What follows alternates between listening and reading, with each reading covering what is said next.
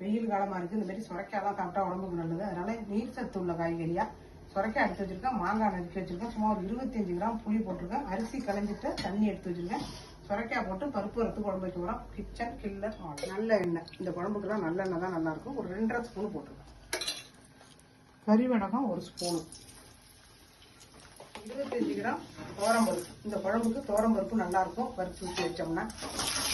வந்து ஒரு 2 ஸ்பூன் சுரைக்காய் அழுத்துறோம். சாப்பிட்றப்ப போடுவோம். 4 பீஸ் தக்காளி. நம்ம வந்து புளி கொஞ்சமாக தான் கரைச்சிருக்கோம். ஏன்னா சுரைக்காய் குழம்புக்கு ரொம்ப புளி கரைக்கக்கூடாது. 3 ஸ்பூனு குழம்பு மிளகாத்தூள். ஒரு சின்ன ஸ்பூனு தனி மிளகாத்தூள். வாசனையாக இருக்கும். நல்லா செவந்துட்டு அப்படியே குழம்புல ஊற்றி மூடி கொதிக்க எடுத்த பிறகு காய் போடணும். நல்லா கொதிச்சு வந்துட்டு இப்போ நம்ம சுரைக்காயெல்லாம் அள்ளி அதை போட்டு ஒரு 2 நிமிஷம் வேக விட்டுரும். மாங்காய் போட்டு 1 நிமிஷம் வெந்துட்டு குழம்பு சூப்பராக ரெடி ஆகிட்டு பருப்பு வறுத்த போட்ட குழம்பு இறக்கி வச்சு